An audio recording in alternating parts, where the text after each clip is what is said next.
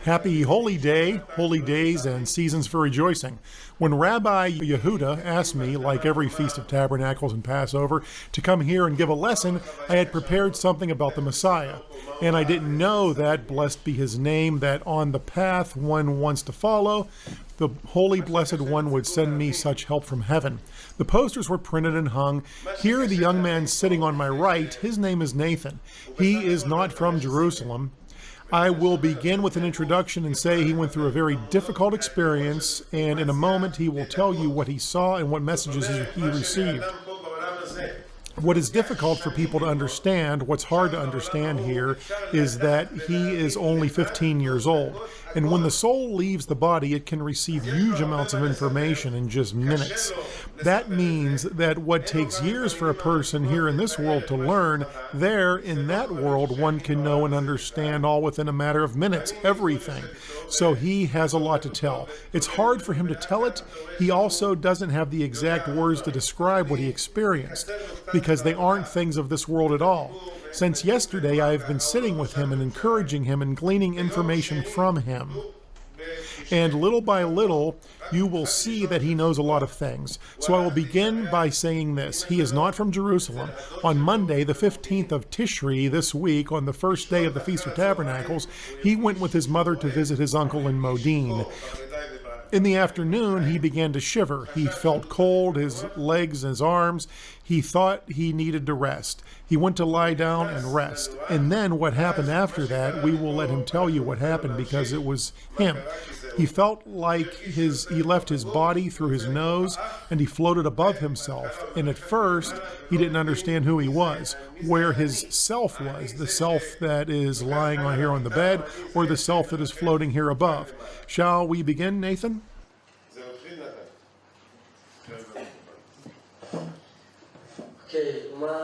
Yes, so what happened is like this. First of all, I was very sick that day, and the day before that I was also dizzy. I had fainted the day before.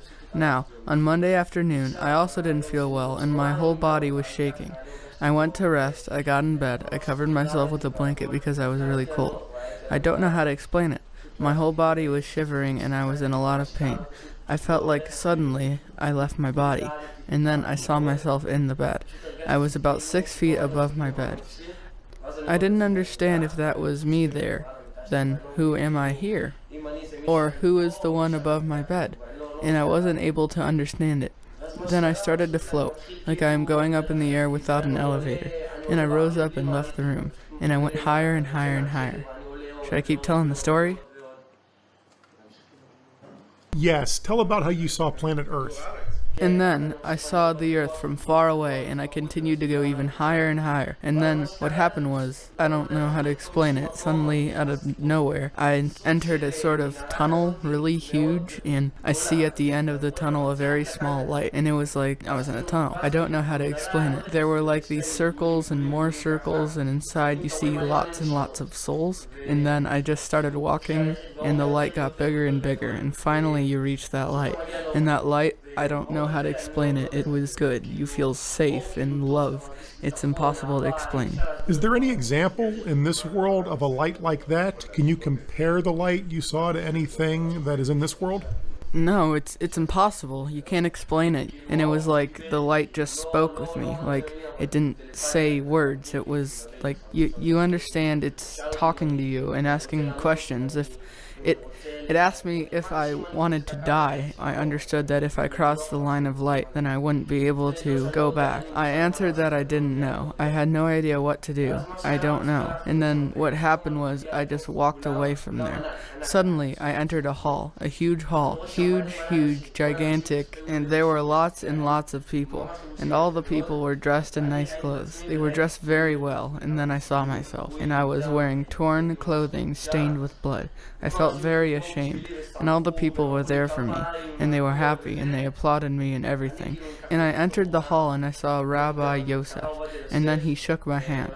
I saw him there, and I saw lots of other people I know who died. Lots and lots of people, also who I didn't know. So I was in that big hall, and what happened to me was I just went inside, and there was a very high stage, and on the stage there were 3 lights. There was a very high light, that was the middle one, and on the right side there was a small light, and on the left side there was also a small light. What are those lights? They were like somebody testifying about you. The light on the right reveals the bad things you did, and the light on the left reveals the good things you did. There was a court there? Yes. And do you know who was presiding over the court? If there were judges there, who were the judges? Yes, there was Rabbi Yosef, who was the head of the judges. The head of the court? Yeah, the head of the court. And who was with him? I think Rabbi Eliyash. Rabbi Eliashiv? Yes. Who was the third? I don't remember. I don't really remember. And then there was good things and bad things. Yes, there were the 2 small lights. On the right side you have the bad things, and on the left side you have the good things. You just see this kind of light, and you know what it is. You know what that light is. You know on your own without being told? Yeah, you know what it is. You know what that thing is. And suddenly it was quiet in that hall. All the hundreds of people. It was all suddenly totally silent. And then the bad light started to reveal every bad thing I've ever done in my life. They are strict. They're about every little thing. Every little thing you do in your life, they will show it all to you. It just talked to me about every single second of my life. Why did you say such and such? Why did you do such and such? And why this? Why that? Sins? Yeah. And when that was said to you, how did you feel? I feel ashamed. It was a huge embarrassment, something that can't be explained because all the people are looking at you and they're showing you your life. It's really, really embarrassing. He shows you that the bad things you did, why did you do this, why that. Until where did they show you? Until the time when you left your body. Everything? Everything. In your whole life? Every second. Every action? Every action. Even hand washing? Everything? Not only the good deeds and sins, they show you every single second of your life. What you did with it. Yeah, exactly. And so he tells me all the bad things I did and everything.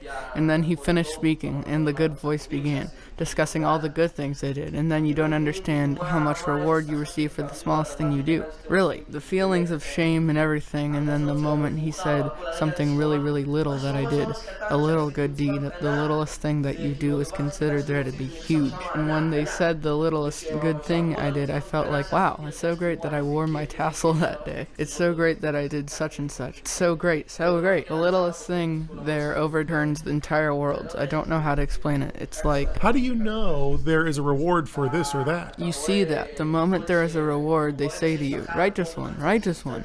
All the people cheer for you, righteous one. And there is that light that I saw there in the beginning. The bigger the light is, you understand that the reward you have coming to you is bigger. And regarding the sins? First of all, there are people that are called angels of destruction that I saw there. They are kind of short. They have beards. In their eyes there is fire. And they show you the sins you did, everything. Every time they mention a sin, they show you fire. And everyone shouts at you, wicked, wicked, wicked. Just like when you did something good, they shout out, righteous one, righteous one. So they shout wicked, wicked about everything. It's very embarrassing. It's about good and bad. I don't know how to explain it. And then what happened is that the 2 people took me with wings. They just took me and held both of my arms. They didn't really have arms. I saw everything. I saw something in front and in back. I looked. Can you see in front and in back? And also on the sides? Also on the sides. At that moment, you can see everything around? Yes, I could sense everything happening to my body and what was happening in the world. I knew everything, but it didn't interest me. I didn't care. It's possible to know, but it's not interesting? It's not interesting. And what happened is that those people just took me. I don't know how to explain it. They took me to a lower hall. It was in a sort of hall, and they took me to the hall below it. Now in the hall where I was, it was a place called the Lower Garden of Eden. And then they suddenly showed me a gate, and they opened the gate. Those 2 people, and I saw people studying the Torah. And I saw the light there, and it was just something really huge, really beautiful. The light I saw in the beginning was nothing compared to that light. Nothing. Nothing at all. This was something good. That was the Lower Garden of Eden. Just think, there were higher levels than that. Can you describe what it was like? It's not possible. It's something good, something beautiful. You just want to stay there with them and study the Torah with them, just to stay there in that place and never leave. What do you see? What do you hear? What do you smell? You smell a good smell, just like good smells here, but you can't describe it in this world, what that good smell is that you smell. And you see the light, and you just want to stay there forever, for always. You don't have things there like we have here, material things and things like that. It's all spiritual, and it's something good, something beautiful. It's a feeling. Every feeling is a good and wonderful feeling. And you understand that's only the entrance to the Garden of Eden. I felt that it was only the entrance, yes. There was also the inside, and there was also higher levels. That was the lowest level. It was called the lower Garden of Eden. Now there is also the other side that they showed you. There was also the other side, yes. God created one opposite the other. And then they took me, those two people I told you about. Remember I told you there were these angels of destruction with those beards? I'll tell you how they look. First of all, they are dressed in all black. They have long, long beards. Inside their eyes there is fire. Those people with the wings at first wanted to take me into the lower Garden of Eden. And then those angels of destruction said, "No, not so fast. You can't. We want to take you somewhere else." Now, those two people just took me. The angels of destruction took me. And then they took me to a place with a scale. Huge scales. They showed me my sins and my good deeds. Every single thing. Like I told you before, the smallest good deeds there overturn entire worlds. Really, you get a huge reward. When you make a blessing, it's something really, really, really gigantic. Something huge. And also a sin. The smallest thing is also something really, really big. It's not worth it. It's not worth it at all to sin. Little ones. Yes, the littlest ones, the smallest sins, are really not good. And then they put my good deeds on the scale like this. And it was huge. You see the good deeds here and the sins there. They put them on the scale. And you actually see it. Here the good deeds and here the sins. And then they show you which total is the bigger. And at first it looked like more sins, but in the end I saw there were more good deeds. I was really happy. You are fortunate because you were less than 20 years old. Yes, and afterwards they told me, if you are up here more than 3 hours, you can't go back down. And I felt like I had been up there for years, but they told me I had only been up there for a few minutes. And that was actually right. After I went back down, the whole thing was only 15 minutes, and they told me up there that after 3 hours you can't go back down. Tell them a little bit about hell. Hell? Okay. Not a lot, just a little. Okay. Now, in the beginning I told you I went higher and higher and higher. And the whole time I was there in that world, I saw thousands of other things that I can't explain to you. I saw millions of things. I can't explain it all, but a lot. Now, when I was up there, I also heard some very, very, very scary things. I heard and I also saw when I went up. I heard screaming, terrible screaming you can't imagine. And the sins that you do, those sins end up there and you'll go there. The sins, it isn't worth it, believe me. You can't imagine what I saw there. I heard people screaming, "Ah!" like that, just screaming from below. Powerful screams. And what you think, what I felt at that moment is that in hell, there are several places. That's what I understood. I understood there are a few places. I also understand what you feel in each place. In each place, the feeling is worse and worse. Now, you feel what it feels like in each and every place. And it's very frightening because every place is very scary. And you feel the place, you know what it feels like there. Do you know what those places are called? Yeah, I remember some of them. Do you remember from there? I remember from there, yes, what they were called. Can you give us names? I remember one place that was called Shadow of Death. That was a place that wasn't good at all. I remember another place called The Pit. I just saw rooms and rooms like classrooms, and from those rooms, fire shot out. Fire just shot out. I don't know how to explain it. Something scary. I don't know how to explain it in words. I don't really know. Scary. Very scary, yeah. And all those names you know from when you were there? I know that from when I was there. You know it on your own? I know it on my own, and I also knew which people were there, and I knew how much time they were there, and I knew what those places felt like, and I knew what it felt like to be there, and it wasn't at all pleasant. What else was there? What else did I see? I saw a place like I just saw the universe, and I saw lots and lots of souls wandering about the universe. Lots of souls wandering around the universe.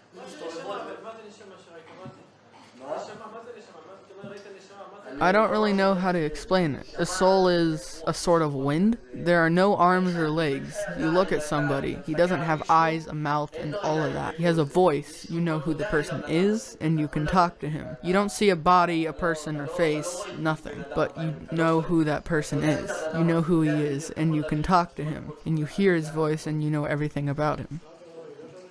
What? What? Yes, they told me that. They told me, first of all, that every little thing you get in life, every little bump, the smallest injury, it's all from heaven. Everything is from heaven. So they told me also that because I had to go there, I went there. I had to go there. Okay, let's get back to that tour. Let's call it a tour. After they showed you that there is the Garden of Eden, and after they showed you there is hell, there is a huge reward for good deeds. A huge reward for good deeds. And a severe punishment for sins, even the smallest sins. For very small sins, yeah. Now what? They sent you back to where? Now it's like... In short, they were teaching you something like choose. Yes, choose. And you choose. You choose, yes. It's obvious you'll choose between bad and good and bad. And there are cases when you can't choose. There are instances when you did sins, they finished all of the... But every man in this world has a choice. He has the choice. He comes with a choice. Yes, but... If he did a good deed, he gets a very big reward. If he sinned, heaven forbid, he gets a big punishment. Yeah. And it's according to a person's choice. But when you are up there, you can't choose anymore. There's no choice. You have no choice. In death we are free, for once a man dies, he is free of the good deeds. What you did, and you can no longer fix anything. And let me tell you what I saw after that. They asked me if I want to stay there or not. I told them after 3 hours I can't stay. Yes, sorry, can you hear me now? Yes, both pleasant and not so pleasant. He doesn't want to remember the things that weren't so good. Yeah, I don't want to remember. And then... He decided that he is repenting, and he knows that after 120 years, when he goes back, he will go to the Garden of Eden. Yes. Can you tell them a little about how you were shouted at? When they shouted at me? Yes. What shouting? About the tassel. Ah, which tassel? About your father. Ah, and then they told me there are things that I need to fix, such as wearing my tassel. It's something very important. When I was there, I also understood how important that is. I understand how much my tassel is something huge, and it really brings a huge reward. I am telling you, the blessing you make is a huge reward. Gigantic. You turn worlds over there. So the tassel is wow, like huge. Remember I told you that they said I could stay up there for up to 3 hours at the most? So in the beginning, the moment I saw the Garden of Eden, I said, I want to stay here. But after that, they showed me the other side and all that. They asked me if I wanted to stay. I said I would prefer to go back down. Why? Because if I went back down, I could sin more. But more good deeds, I earn more rewards, more of everything. I could earn a greater reward. And do more good deeds. Reach an even higher level. So why would I want to stay here and not do that? So I said that I would rather go back down, and they sent me back down.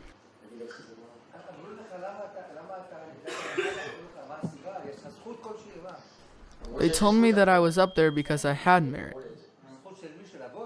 I'm sorry, what? Yes, that's what they told me.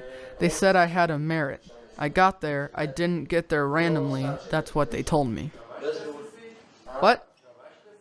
Before that, I barely wore it. Now I'm wearing it, yes. Now he has his tassel. Praise be God's name.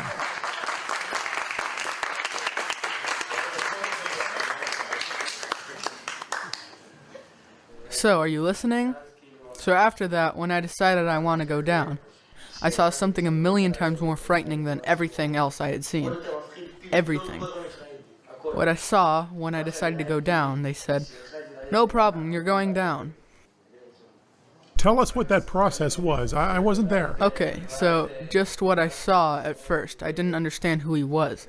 I didn't understand what this thing was. I saw a regular person, really regular. He actually had arms and legs and a head and everything, but he was really tall, gigantic, like huge, like he never ended. You look up like this and you can't see the end of him. What did he look like? He was all eyes, all eyes. All eyes? And fire came out of his eyes. It was really scary, and you feel like you can't run away from him. You can't escape from him no matter what. You can't. He's with you everywhere. He doesn't leave you. Seriously. Was that an angel? It was the angel of death, based on what I saw there and what I understood there. You understood it was the angel of death. I understood it was the angel of death. Did he speak with you? Yes, he held me. He had sort of a pitchfork in his hand, and he held me like this. How many teeth did it have? A lot. Not eyes, teeth. Teeth. It had teeth. The pitchfork. What? The pitchfork. Yes, it had 3 prongs. 3. Yes, 3. And then when I saw it, after that, he came to me like this. It was something so scary. I can't even describe what it was, what that person was, what the thing was. It was really scary. And it was like he just held me like this with his sword, with that pitchfork. Something scary, terrifying, and terrible. He held me here on my chest. Like I said before, it matters where they hold you, right?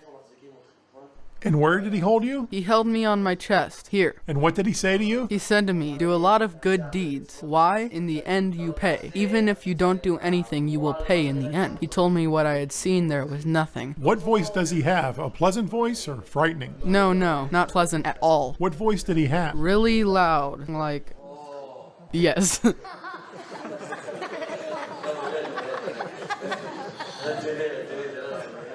No, really, this is serious. It isn't a joke, but something scary. I am telling you this like it was all good, but it was super scary. He's trying to make out of this. 15 minutes. 15 minutes. 15 minutes, yeah. Yes, gentlemen, that is what I said in the beginning. It's hard to understand, but what we can acquire in years of learning, there you can understand everything in 1 minute. Take note of what he says. He says, I understand on my own and see on my own. And he isn't the first who was there and came back. I personally know many, many more like him. They all say the same thing, a huge amount of information in a second. That means that a person can be in one place and he knows where his father is and where his mother is and what is happening with them. I knew everything. Every event of his life passed before his eyes, and it's just the world of truth. In the world of truth, everything is revealed. There is nothing hidden. The soul can receive. There is no limit to what it can receive. We are here in this world, and we are limited in what we can receive. But there are no limits. The soul is not limited. So a person can, in just minutes, learn information and everything that happens there, all in just 1 or 2 minutes. 15 minutes is a long time. Yes, it's a lot of time. In terms of above, 15 minutes is a lot of time. We also know that Rabbi Isaac Luria, may his memory protect us, said that during the 3rd meal of Sabbath, he would doze for a minute or two. When he was asked, Rabbi, where were you? He said, I was above. I heard new interpretations of the Torah. So tell us some of the interpretations. And then he would say, only if you have 70 years to spend for me to explain those 2 minutes. Yes, I saw a lot of things. That means that there is no explanation. There is no sitting in classes and somebody comes and teaches you and gives you a test. And if you don't understand, you take a retest. But that doesn't happen there. It's just you get there and you know the truth on your own, instantly.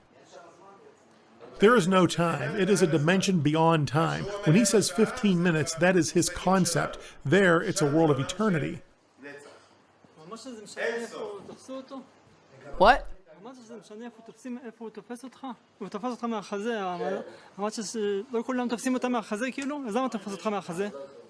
It's not good.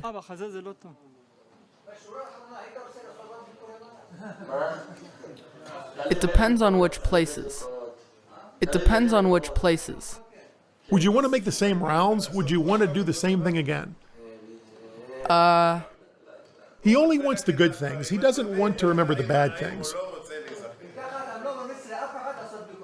I wouldn't advise anybody. I would advise only the good things. He advises us to learn the Torah, fulfill good deeds. The reward is great. And in that way, man won't suffer there above, and he will receive a great reward. And he will say, again, repeat and emphasize that what they showed him there are the gates of the Garden of Eden. That was only The beginning. the lowest level. Now you say that you are a soul there. In the form of a soul there, you understand things automatically. I knew things automatically. I know what will happen in the future. You have no questions. Everything is clear to you, and you know. You just arrive at a place, and you already know what and who. You see a soul, and you know who it was in life. You see a soul in hell, and you know what he did and how he feels. You don't need to ask. You know everything alone. I also know what will happen in the future. Let's go to that hour when they opened the Garden of Eden. When they opened the Garden of Eden, what did you understand?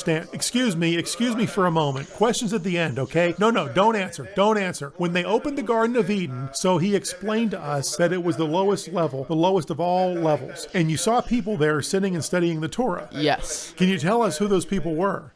I saw people. Not names and where they lived, but what type of people they were. What kind of people they were? They weren't the Torah scholars or anything like that. They were just people who set aside times for their Torah. They set aside times for the Torah study? Yes. And you understand that there is more than that. I knew that there was more. A lot more than that. So Torah scholars are more? Torah scholars are more. There are higher levels? Higher, yeah. And what do you think the highest level is? The throne of glory. And who reaches that level? Anyone who repents. Anyone who repents? Yes, but not from fear of punishment, but from disgust of sin, from reverence of heaven. This is how I understood it. The very, very highest, the higher level you go. You remember the light I told you about? That light there is bigger. Who teaches the others? Wow, I am telling you that a blessing is huge. Just a blessing from the Torah. That is something huge there? Gigantic. So the Torah lesson is bigger than the biggest, and if you teach others... Wow. That's good, wonderful. Now wait a second, just a second. We want to go back to that point before we lost direction here. I want to go back to that point where you are there and you understand everything for yourself. Yes. So they showed you the two ways, that there is here and there. But the audience sitting here more or less knows all of that. That there is this and that. You are just coming now and strengthening for us what we read in the books and learned. Now, what is more interesting for us? I want to ask you questions about the Messiah. Okay, great. Could you know who the Messiah was? I couldn't know. I could only know what his traits were, what he needs to be in order to be the Messiah. And can you tell us if he is here or there? He's here. He must be here. It can't be that the Messiah is dead. That can't be. That can't be. It has to be somebody who is here, who people know. But when he becomes the Messiah, everybody will be surprised. That means that when the Messiah, with God's help, is revealed, it will be a surprise? A huge surprise. And people will say, that's the Messiah. It will be like, wow, that's the Messiah. Like that. Good. Now I want to go back to something else.